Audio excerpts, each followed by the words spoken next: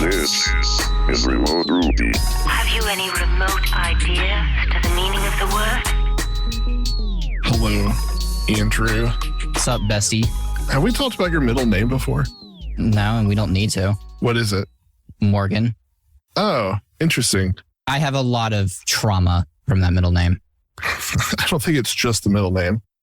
I was going to say hello, Andrew M, because you go by Andrew M Codes.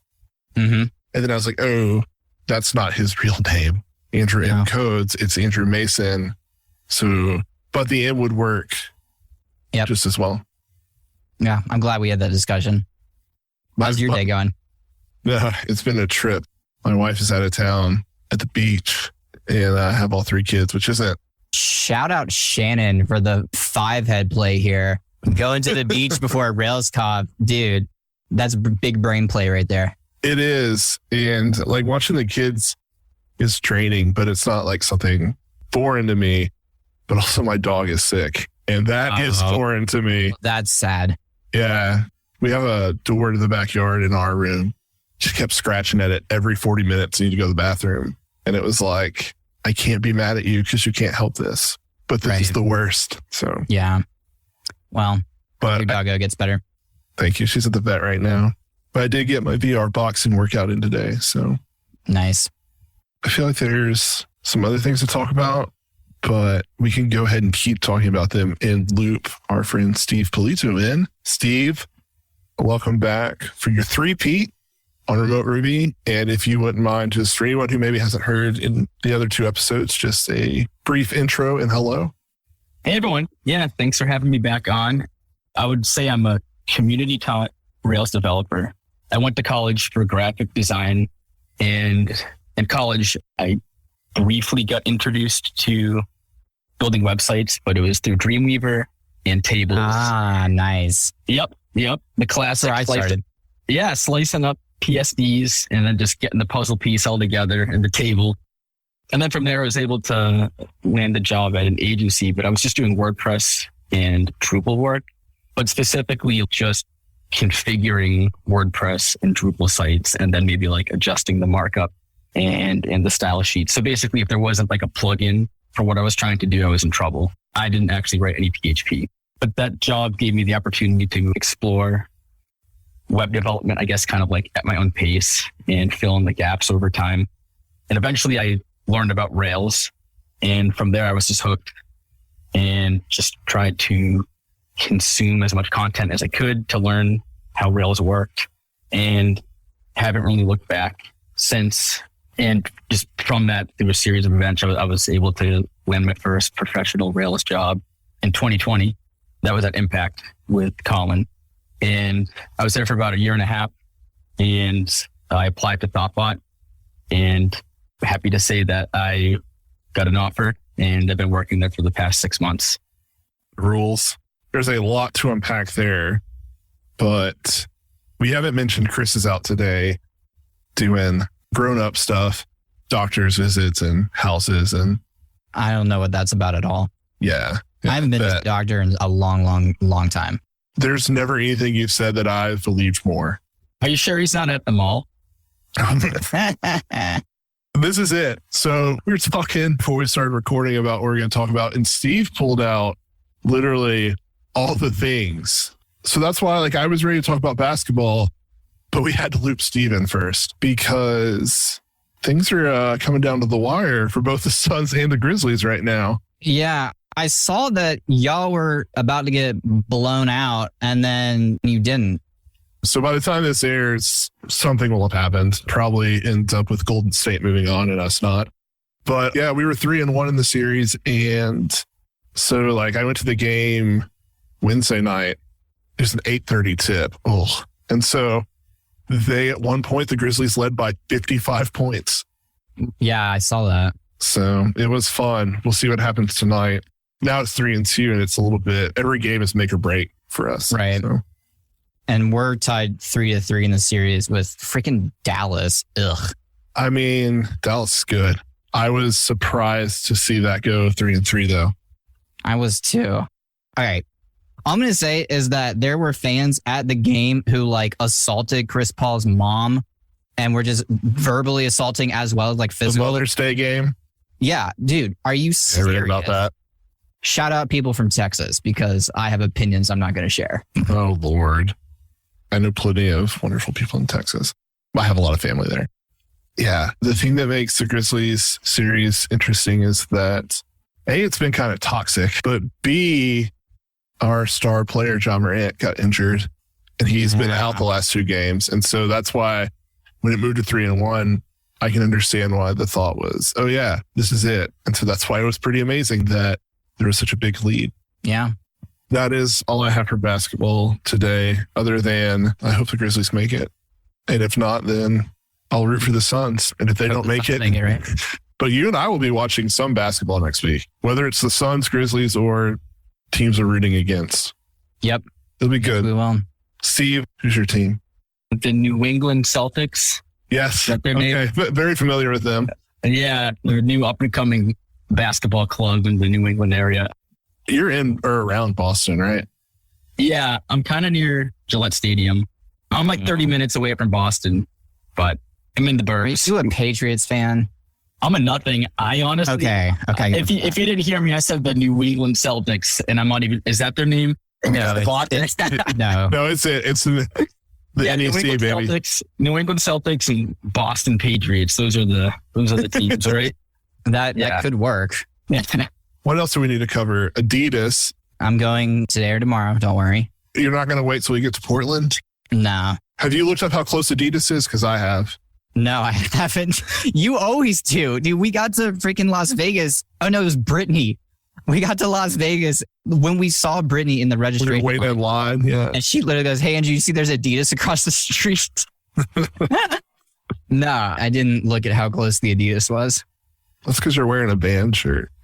I'm sorry. Is that the, Adidas shorts? I saw this woman. She's probably somewhere between 75 and 150 the other day. And she was decked out in Adidas gear. And I was like, that's Andrew's woman. Yeah. So Dude, we could be best friends. you could. But Be my new grandma. Yeah, you got nothing to say about that? He had questions. He had I a have. question. He didn't say it. there's a lot of things that went through my head. Your assumption is probably correct, though. Yeah, I don't doubt it. We covered bet. We've covered basketball. All right. So now that everyone has skipped over this to the more interesting parts because they're in the show notes, let's talk some programming, but maybe let's talk more kind of careers around programming. So, Steve, you've been on the show before, like before you had a Rails job, after you had a Rails job, and now you're working at one of the larger names in the Rails industry, just really the tech industry. What was the process like going from Impact to thoughtbot? It was a good process. I mean, obviously, I'm biased because I got the job. So, I mean, it went well, but I've interviewed at a lot of other places before, and thoughtbot's interview process, it's as close to ideal as I can imagine for the types of folks that we're trying to hire. And specifically what I mean by that is, we want to have a diverse group. There's just a lot of benefits to that. And one way, or there's a lot of ways to achieve that, but one way is to, during the interview process, want people to be at their best. So there's no whiteboarding, for example. You're not trying to trick someone. You're trying to replicate real world work as much as possible. And aside from that, you don't need to have a degree, because I don't have a computer science degree. Like I said, I went to school for graphic design, and there's some value in that, obviously, but I didn't have a CS degree. So those things don't matter. But specifically, the things I liked about the interview process, and this is all in the thoughtbot playbook, which is public. And I can share that after this. So kind of after like a screening call, there's a technical interview, but it's all verbal. And the hiring manager just kind of asks you just how you would build a particular application. You just talk about it. There's no coding at all. And it's great. You're relaxed. You can talk through it very easily. And the hiring manager will just continue to ask more questions, maybe throw some requirements in there, make things a little more challenging. But it's just a conversation, which is great. Again, it's all about trying to be at your best, right? They're not trying to trick you. After that, I thought this was interesting. Right after that particular interview, I had to do code review. And that was just to see And not so much how I do code review, but like, how do I interact with a PR? And this is interesting because honestly, I didn't have too much experience with that. You would think so at Impact, but we were such a small team that we, for better or for worse, we didn't do a whole lot of code reviewing. So for anyone listening, I'd recommend practicing that if you can. And I have some advice on how you can do that because that was a weakness of mine, to be honest. But fortunately for me, I studied before the interview and thoughtbot has guides on how to do code review. I would honestly recommend anyone look at that. And that was cool. So I just went through a PR that was open and just added notes. And what's interesting about code review, and I still do this now, is it's not just about finding faults. That doesn't really sound right, but obviously you're trying to scrutinize code to make sure it's up to snuff. But then there's also plenty of times where I'll celebrate something in there. I've learned the most by reviewing other people's code because I see things in there that I've never been exposed to. And I'll just either ask a question like, hey, what's this? Or, oh, that's neat. I never thought of that before. So I did that, I think, as part of my sample code review, I think, anyways. But it's something I try to do now. So then after that is the final round interview. If things progress well, it just simulates a real day at work. I paired up with 2 different individuals that work at thoughtbot, and we worked on open issues on our internal, not CRM, but we have like an internal tool just for, it's kind of like Basecamp, just for tracking projects and people. And what was interesting about this is these were real problems. These are real issues that were filed in GitHub. And the people I was pairing with, they didn't study up ahead of time. So again, it's all about trying to replicate real world work and seeing people at their best. So it wasn't as if the person I was paired up with knew the answer to the problem and was trying to see if I could figure it out or not. Because honestly, he didn't even know the answer. We worked towards solving it. It was awesome. I don't want to say it was intense because it was enjoyable, but it was real world work. And there's no better way to simulate that than to do it. So yeah, that was my experience. And obviously it worked out. So yeah, it was very helpful because that's when the first day came, I wasn't like, oh, what's it going to be like working here? I already knew. And they also know, they were like, well, what's it going to be like to work with Steve? And they knew. So it was good for everyone involved. That's awesome. The code review thing is very fascinating to me because that's something we worked in recently in the Podia hiring process. So we give a sample project out, a paid sample project. And then now as part of that, the CTO has like written some CSV import stuff. As part of that, you leave feedback on that pull request. And it's kind of open-ended.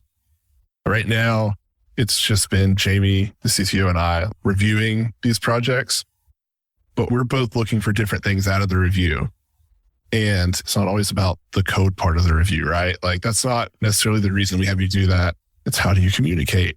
It is, what do you find that is fascinating to you about this code or that you would change? And yeah, like I said, it's not always technical. I think that's a really good exercise in hiring. And you make the thoughtbot process sound like a really good process, kind of not relaxed, but not like intense. But no matter where you're interviewing, I feel like it's always an intense process, right? Just for you personally. And so I think those are kind of a nice way for that person to have some time by themselves to think and show their skills without being on the spot. It's cool. What did you think about my code review, Jason? I thought that you were an asshole. Yep, there it is. There it is. He was not wrong either. This actually ties back to something Steve said, though, because I remember in yours, you celebrated, hey, this is a good change. I can see your intent here. Yeah, feedback should always include praise, in my opinion.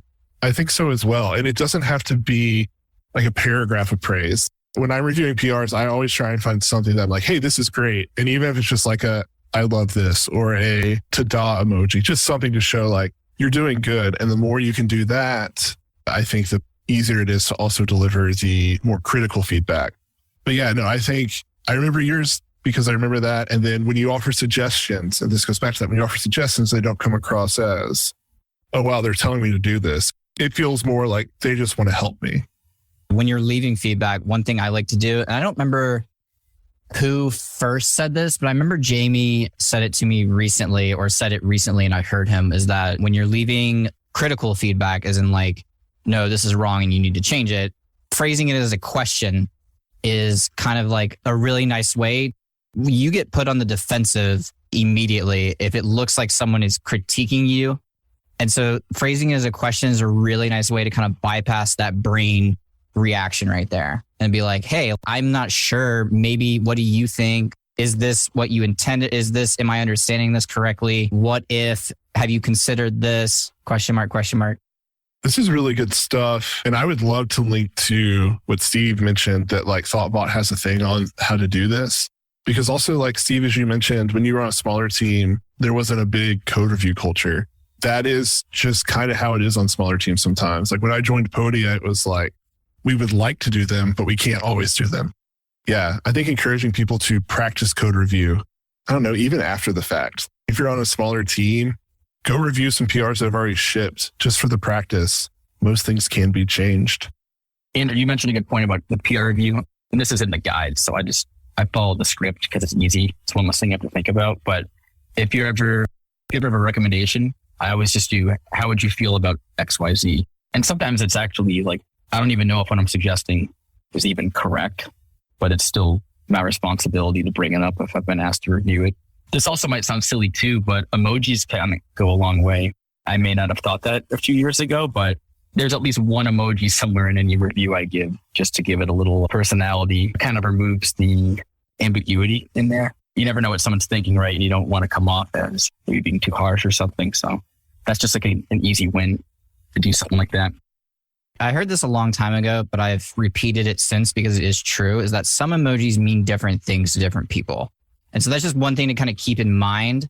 And if you look at the emoji shortcodes, sometimes the image doesn't actually map to what it is. So like, I don't know, like grimace used to be like foot and mouth. I think Right. there's just something to kind of pay attention to. It's like, hey, this is kind of like ambiguous, or could it be interpreted differently? Or is there a more semantically correct emoji to use here? That's a good point. I've learned that through hiring more non-US developers. The way we interpret certain emojis are interpreted differently to some of the folks like in Europe. And that kind of stuff's good to be aware of. I stick to ta-da, thumbs up, the man dancing emoji. What else do we use? Rocket. That's a good one. I try to stick to the basics. Yeah. What are y'all's basic emojis for a good PR review? Oh, there's always a good ta-da. I'm definitely a rocket shipper. I'm a big fan of the upside down smiling face. That's like, oh, I forgot to do this upside down smiling face. Big fan of the smile. Sometimes I'll drop a heart in there. Oh yeah, the heart. The heart is solid. I'm a purist. I keep it pretty classic. I don't deviate too far from some of the classics. But yeah, rocket ship, when that PR is ready to go, slam the rocket ship button. I do the thinking guy. So Oh, for yeah. example, Yeah. if I say like, hey, what do you think about maybe doing this? I'll throw him in there just to kind of soften the blow. I want to make it feel like we're talking or something, right? So I use that one a lot. Those are my go-tos. Yeah. And the ship it. I forgot about ship it. Yeah, but Ship that's it's good. That's That's only like GitHub. GitHub. Yeah. We have a lot of really good internal emojis at Podia. And I don't, There's a new one today. oh yeah. Pedro sent it to me. What is it? It's like an image from me from our retreat where I'm like smiling and like waving at the camera. It's like, That's awesome. I don't want to brag often, but I do Jason want to brag. has so many emojis, dude. Steve, you don't understand how many of our Slack emojis are Jason's face. But see, I haven't added any of those. The one I am most proud of is the bet emoji. Oh yeah, that came in clutch. It's It's widely used now. very widely used to the point where like the other day, probably 80% of the team responded to a general post with bet. Nice. Is it time for us to move on from bet? We're Is thought we- influencer, think influencer. Have we Yeah, done yeah. our work? I think we need to change the word, dude. I was doing my workout the other day and I heard a word that you had taught me. They said this song's a bop. Yeah. I liked that. I felt good. The workout. Bop. Yeah, I guess so. I've also been using the phrase all my homies hate X. It's a pretty old meme, but It's old, it but passes. It's So like was- the Star Wars. It's an so old was- code, but it still checks out. so was bet. Oh yeah, but people still use bet. Like I see people using it unironically in Listen. certain groups. Bet. Bet. But you got to remember, I'm a boomer. Yeah, that's true. That 1989 boomer life. Anyway, we've deviated and we will steer the ship back Put the train back on the tracks. Or we got on another ship, so we need to steer the second ship back to the original ship. That's what I meant, obviously. What was the non-technical, technical interview like? It was very Rails focused because that was the position I was applying for. Yeah, it was basically just like, here's a feature that we're proposing. How would you build it in Rails? And I would just kind of go off and ramble for what felt like an hour. And then there'd be follow-up questions like, sure, that works, but what would happen if we introduced this particular requirement? How would you back out of that or handle that situation? So, I mean, it basically, you had to have a good understanding of how Rails works, but you also had to have an understanding of just how to model things, which that's independent of Rails. That's just software.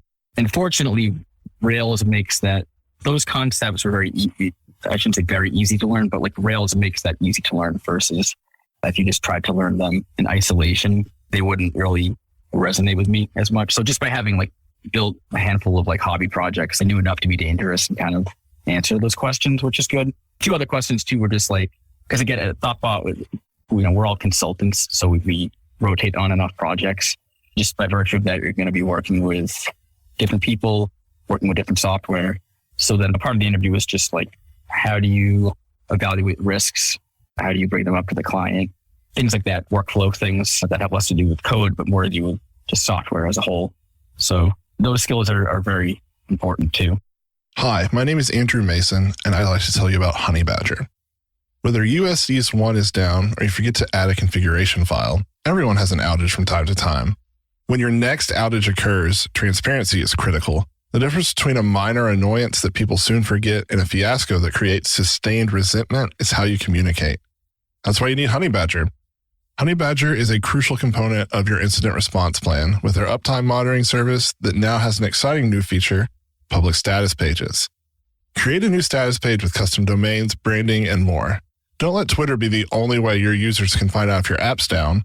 Sign up for Honeybadger to improve your incident response with a shiny new status page that you'll be proud to show users. Visit honeybadger.io and start giving your users a better experience today. Let them know that Remote Ruby and specifically Andrew Mason sent you. The Rails architecture tie-in is really interesting. I'm going to tell you something really weird I did yesterday, and I'm just kind of interested on your thoughts about it. Don't worry, it's not too weird. The other day, I was trying to model something out, not in programming at all. It was something completely different. And I'm trying to think about like the hierarchy and the order and what are the attributes of these things that I'm trying to track. And it was hard to keep them all in my head. And I was like, what's the easiest way to do this? And I was like, I should probably pull out some graphing software or whatever. I spun up a Rails app and just started creating models and looking at the schema. And I was like, okay. And at the end of it, I was like, I feel like this is how I want this to be architected.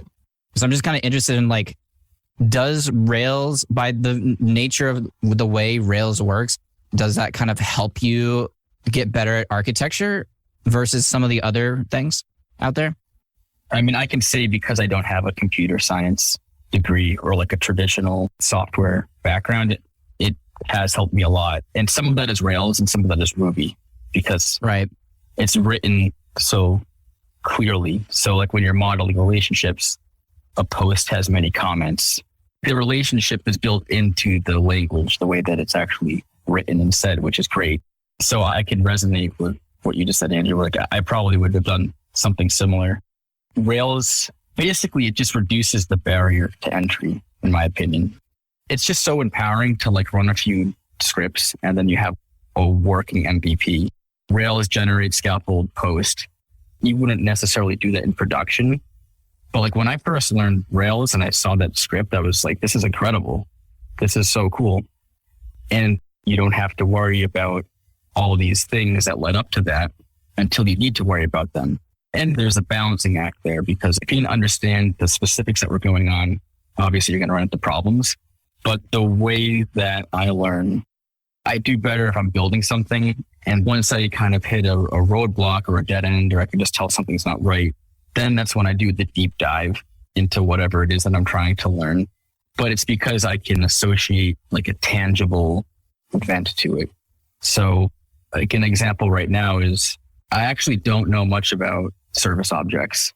And that's a very general term and concept. But for the longest time, I was just like, why do I need this? I just didn't get it. And I trust people around me that use them. They have more experience. That pattern emerged from somewhere. It's not just because it was an accident, right? Like it emerged over time because that's just an effective way to do things under certain situations. But it didn't mean anything to me. After having worked on the project I'm working on, I understand when and why you would use them. So my advice to anyone listening, trying to either learn Rails for the first time or level up your skills, is find a project that interests you and just try to make a breakable toy, basically. That's what I did to get my first job. I didn't have a resume. It wouldn't have been appropriate to say, I've done all this WordPress stuff. Can you hire me to be a Rails developer? They might say, maybe it'll work out. We'd like to trust you, Steve, but you don't have any Rails experience. So I would just, for better or for worse, buy a handful of domains and kind of force myself to make something real world. And then through that, I would learn these patterns and these pitfalls because I was actually working on something real to the point where I had like a resume of like production applications.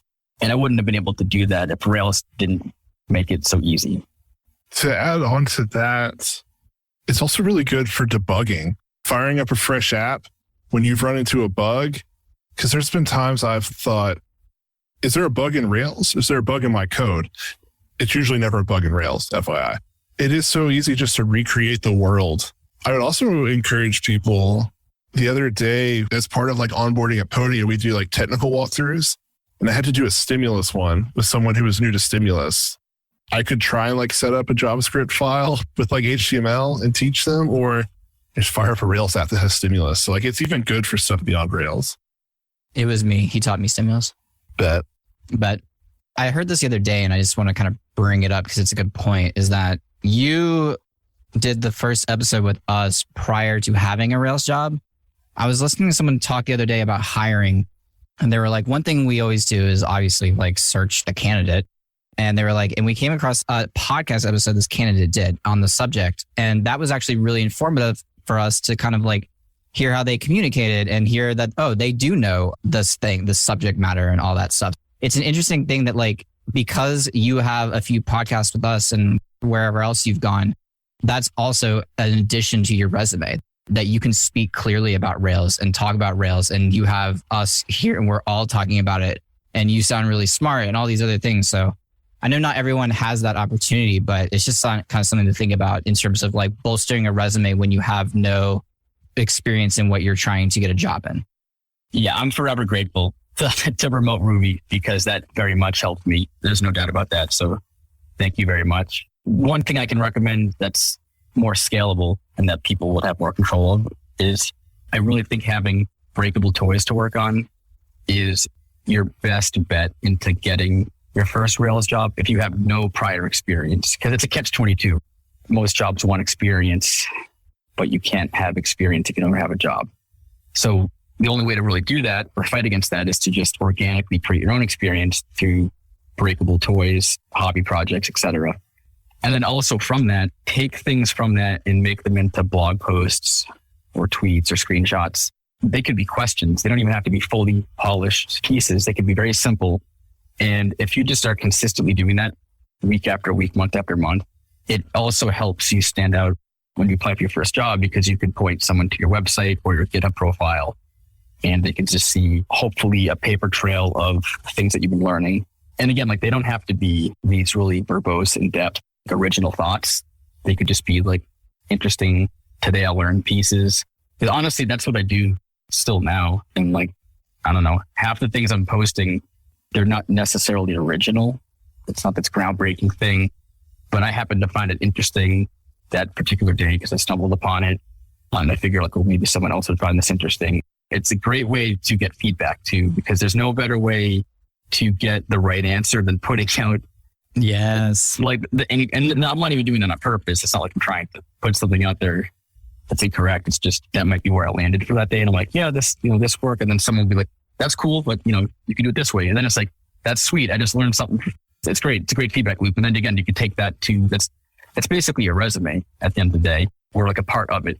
So I would really encourage people to do that as much as possible. That's something I wanted to talk to you about, because it's something I've always noticed you've done, like even back from the first episode, is you were very open about, and you have screenshots of code saying like, this is something I learned today, or this is something I'm trying. And the one that comes to mind recently is when you were like, I want to build authentication generator from scratch. That wasn't that recent, I guess. It was like 6 months. It was a generator, right? Yeah. I wanted to learn how to do it. And then at the end of the day, I wanted to take all of that and package it up in a generator to kind of be a companion to the guide. Because once the guide the guide, I guess, it's evolving, right? But then so can the generator. And then after you read the guide, again, it's a companion. That's the idea. Once you kind of read through the guide and get a sense of how authentication works with Rails, it would be kind of a pain to have to go to the guide, copy the code blocks. So I was like, it's just like, the logical step here is make this into a generator, which that was fun too, because I've never done that before. But through the power of open source, I just looked at the Notice gem and saw how that was built. It's more so how it was tested, because I wanted to make sure the files generated were going to work. And that was a lot of fun. And again, I got a lot of helpful feedback on there. Some people pointed out some security flaws, and I appreciate that. And then because I'm actively working on it, again, it kind of goes back to having like a hobby project to work on. It really resonated with me, and I'm not going to forget it. Versus if I just read an article about security, I wouldn't have any place to kind of store that information. It wouldn't have any sticky factor. But now I'm like, oh, I understand exactly why this is a problem. Yeah, it's important to make connections between objects in your brain, because your brain is not a remembering device. It is a object mapper. It makes connections. It's not good at remembering or storing information. Yeah, I love that. I still remember seeing people respond to you on Twitter talking about things like, hey, this is something that might be considered insecure. That was fun for me. Obviously, it's a pain in everyone else's ass now, but like, I love talking about authentication. And so like seeing you just like put yourself out there, like, I want to learn this. I was like, this is cool. I like this. I appreciate that. And again, it's the quickest way to get the right answer too, in some regard. It's like nerd sniping, right? Some people are like, aha, did you think about this though? And I'm like, I didn't, but I knew that this was going to attract a lot of feedback, which is great. And the whole reason I did that too is because authentication really intimidates me. Not so much anymore, but it's still a lot to learn. Because originally I did Michael Hartle's Rails tutorial book, and that was like instrumental in me at least learning enough. Well, as the title says, learning enough to be dangerous. But the whole authentication part, when I first read it, I was like, I trust him, but I don't know what's going on here. And everyone defaults to Devise. I think that's a good thing. Like Devise is mature, it's very secure, it's always up to date. But I also there were two motivating factors. One, I just wanted to learn how authentication really works so I could understand it. But also there was a part of me that was a little concerned about just having to depend on another gem for authentication. And I was just thinking about, because I think that for a while there was an issue where it just wasn't really compatible with Rails 7. And that's no one's fault. It's just how open source works. Like, it's free. So you can't expect someone to be constantly maintaining it and doing all these things. But I just kind of wanted to not be dependent on something, especially because basically Rails gives you the tools you need to make authentication. The real challenging part is coming up with your workflow. Do you have to require someone to validate their email address? How do you handle password resets? But like, Rails gives you all the tools to do this. And there's times where if you use Devise, obviously it works very well, but you can paint yourself into a corner where you're like, oh, you know what? I kind of wish my authentication flow was like this, but I can't do that. It would be too difficult to configure Devise to do it another way. And if you know how to roll your own authentication, you wouldn't be in that situation. But it's all trade-offs though. I want to highlight something you just said real quickly, because I've been seeing this play out in real time in a really damaging way. Is please, for the love of God, make your users confirm their email address if they input it on your signup form. Because Reddit didn't used to do that, which, I mean, you could just use your imagination how that's a disaster. I'm literally watching this play out in real time where there's a Reddit account. It's obviously not tied to this person who it was basically representing, because it was using their email and it was doing really bad stuff. To the point where like it became like this big issue that I'm not going to get into, but it became like a really bad problem for a group of people because of that. So just please do it. I will. Thank you. We kind of segued here on our own, but I was going to mention your Twitter presence, because you are one of my favorite people to follow on Twitter, because you actually post interesting and useful tidbits. I've been purging my Twitter recently of things and people, and I'm like, Nope. Steve stays because Steve has really good content and I really enjoy following him. And so I'm just kind of curious how your presence on Twitter may have, I mean, it doesn't have to be Twitter. It could be some other social media platform, but you in this instance use Twitter. So what about Twitter, or you think your presence there and the type of content you post, how has that helped you? Or maybe it has. Yeah, I appreciate that. Thank you. Overall, I think it's helped me, at least maybe in the tech industry. I'm probably oversimplifying, generalizing here, but I think the tech industry leans towards Twitter more versus maybe marketing might lean towards LinkedIn more. Like that's where all the marketers hang out. I can actually, statistically on Twitter, it is sports, news, and tech. Those are the three biggest areas, like confirmed. So yeah, you are correct. Okay. So I think it's just valuable if you're in tech, if you're sharing the things you know, chances are a hiring manager or someone along the line is going to look at your Twitter account if you have one. And if you're consistently posting things that interest you about tech, they'll get a good sense of like how you think, how you communicate, how you code.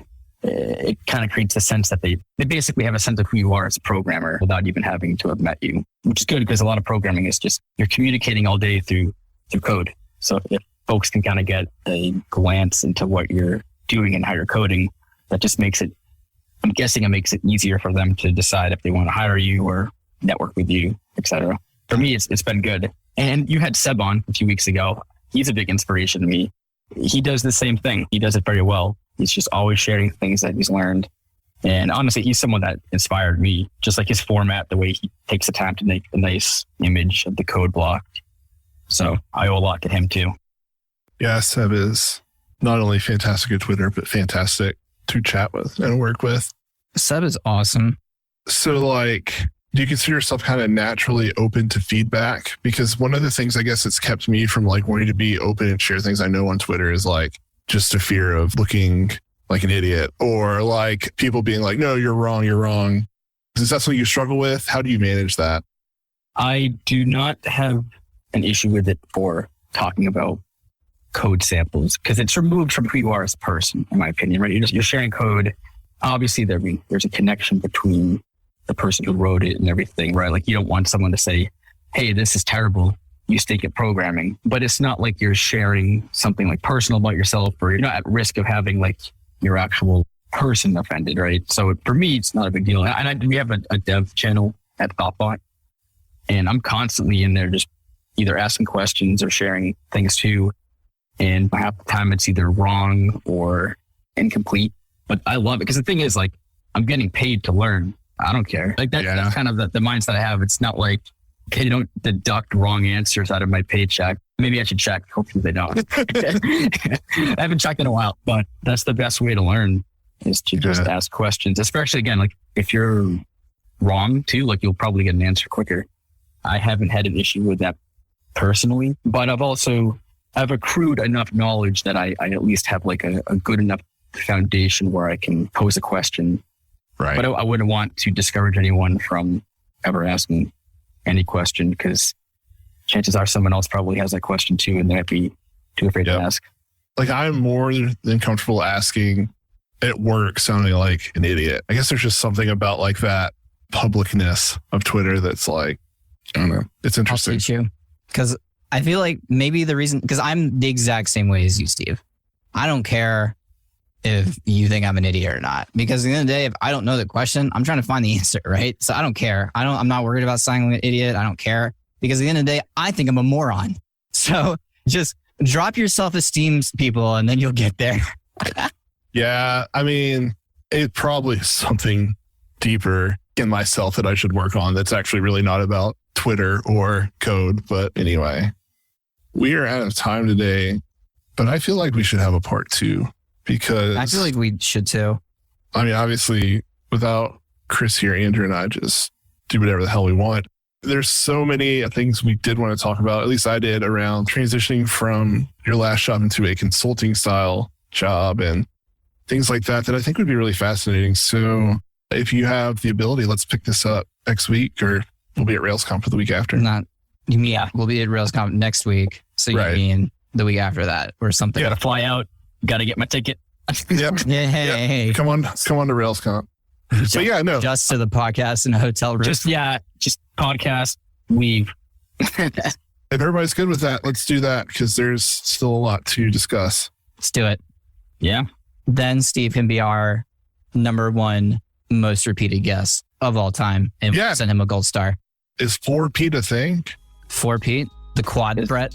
It's going to be now, I guess. Yeah, this is pretty cool. This is a high honor. And I don't say that lightly. This is very cool. Like Andrew said earlier, like, I enjoy listening to you speak. I have a lot more I'd like to hear from you. So yeah, we'll pick it up next time. And until then, we'll see you.